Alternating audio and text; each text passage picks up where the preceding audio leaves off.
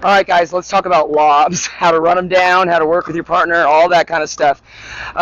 Most important thing when you're running down a lob, safety. Okay, it's all about how to move in a safe way that you're still manageable and able to get to the ball comfortably. Okay, now after that, it's making sure that we communicate with our partners. Okay, so first thing that we're going to do just to work on our movement. If you see, I actually marked a path here. Okay, so one of the mistakes that players make when they run down a lob, they'll start here and then they cut through. They go under the ball, kind of, and often watching the ball, and they kind of run into it. So one of the things that you want to think about is you actually want to overshoot the ball. So we're actually making like a little bit of a circle. So if I'm coming down for my lob, what I'm going to do is I'm going to pivot and turn, and then I'm going to kind of make a circle shape around and then overshoot the ball, so I'm now going forward. Okay, that's the ideal situation. Okay, couple of mistakes. Watching the ball the whole time. Okay, that one slows you down. You end up moving sideways. You kind of shuffle and get caught. Other thing that happens is it's kind of like a back pedal run. It's not a full turn and go. We really want to get that. You know it's a lob. You know it's going to be a good one. You know you can't take it as an overhead, because ideally, remember that if I can take it as an overhead, absolutely that's what I want to do. However, we often can't do that. So when I'm in my position at the non-volley line, okay, a couple important factors here. My paddle is out in a forward. I'm above the net. My chest is up. My hips are underneath me, okay? Now, if your opponent is like this, if they're compressed down, if their paddle's down here, that's the ideal time to lob. You've got someone out of position because they're trying to get low and stay low or whatever. You know, if I'm way down here and I'm squatting, hey, this is ideal, okay? Because for me to run down this lob, I now have to come up, get my paddle out, and then come around. That's more steps than you actually need to take. So if I'm always in this position, okay, which is our ideal position, remember, my paddle is towards the ball, my hips are here, so I want to be able to turn right, and I want to be able to turn left. Okay, those are signals that you are ready to take an overhead or a lob or any of those types of things. You see your opponent's paddle down, you're struggling like this, especially this is the big one. I see people, their chest is way down like this. That is an ideal time to catch someone in a lob. That is very hard for them to track the ball and get there very quickly. So when we're practicing this, first we start doing this without the ball at all. What happens too much, we get way too ball focused. We want to simplify. So I'm actually just going to practice the motion itself for a couple times. So I'm starting in my position. Okay, the very first thing, I'm pivoting and turning back.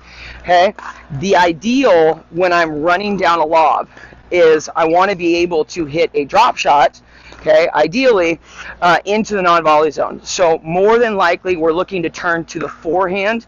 That is going to be a lot easier to hit on the run versus a backhand, okay? So I'm immediately going to turn and pivot where I'm moving towards a forehand space, okay? Then what I'm doing is I want to see where the trajectory is in the beginning. So I'm trusting, okay, that's where the ball is going. So now I overshoot it, turn, and now I'm kind of in my drop position, kind of mimic the shot, and then I'm going to come back forward, okay?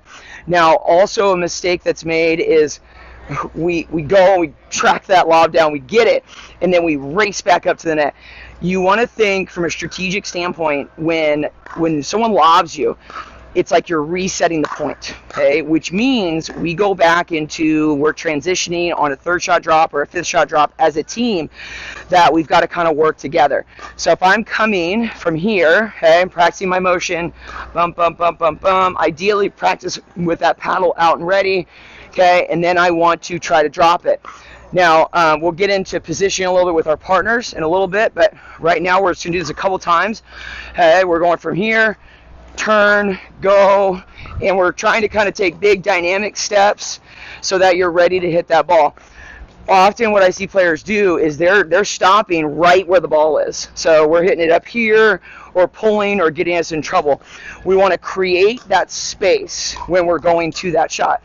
So if the ball is over my head, okay, now that path changes a little bit, okay, and here's the trick about this side, is we're going to move on the outside of the court, okay? So we're not going to get caught underneath where we go in.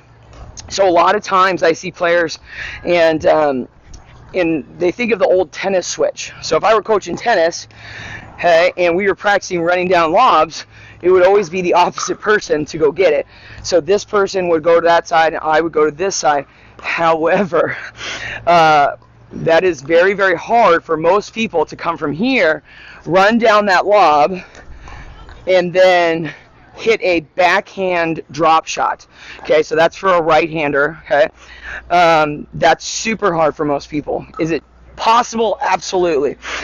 Does it always make sense? Probably not. Okay? So on average here, what I can do in this position, I could still run down this lob. Now I'm going to still pivot and turn because I want to turn towards my forehand. Okay, and now I'm going on the outside of the court. Okay, and then turning here. Okay, so what I see players do from here is, again, they're watching and they go inside the court. Maybe they get hit or something. I've seen that quite a few times, actually. So what we're doing is we're making sure we're not in the path of the ball, but we're also setting ourselves up to create space. As always, we need space when we're hitting any shot. We have to create that kind of space. Okay? So as you're practicing this, it's all about doing it without the ball for a while.